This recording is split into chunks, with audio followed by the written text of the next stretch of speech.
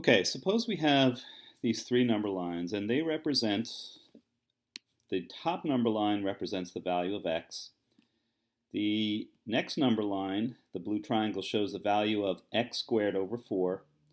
And the third number line with the green triangle shows the value of sine of x squared over 4. So we have, by the time we get to the bottom, a composite function. And we can see that as we move the red triangle, the blue triangle moves with it, and in fact moves more quickly because it's quadratic. And you can see the green triangle is just moving back and forth between 1 and -1 along with the sine value. And as we move our x into negative, then our blue continues to stay in the positive again because it's quadratic. Okay, well, suppose that we want to give our value of x just a little nudge. And by that, I mean just bump it up a little bit in value.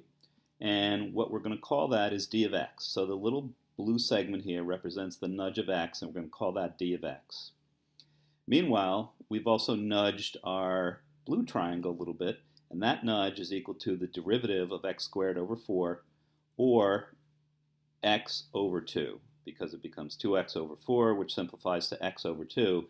So when x is equal to 2, as it is right now, this just evaluates to 2 over 2 times d of x. So the nudge we gave to the red triangle is the same length as the nudge that the blue triangle got.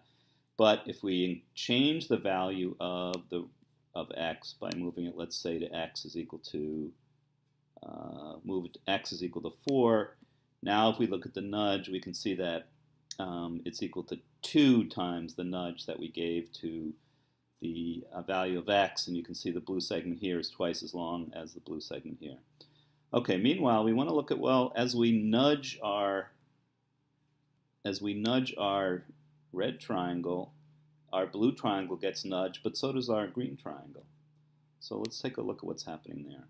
But first thing we're going to do is we're going to rename our second function here h of x. And we're going to call the little nudge that it gets d of h, and the reason that we'll do that is because it'll keep the notation a little simpler down below. Okay, so the nudge that this function gets is the derivative of the sine of h. Well, we know that we can replace h, and we also can evaluate the derivative of sine. So the first thing we'll do is we'll replace derivative of sine of h with the cosine of h times d of h. Then we know that we can replace h with x squared over 4, and that gives us cosine of x squared over 4 times the derivative of x squared over 4. And then we can replace the derivative of x squared over 4 with x over 2 times d of x. So in other words, our nudge down here is equal to the cosine of x squared over 4 times x over 2 times d of x. And so we're playing out the chain rule here, where we're taking the derivative of the outer function, the sine, and we're evaluating the function, the inner function. So we get cosine of x squared over 4, and then we multiply that by the derivative of the second function, which in this case is x over 2.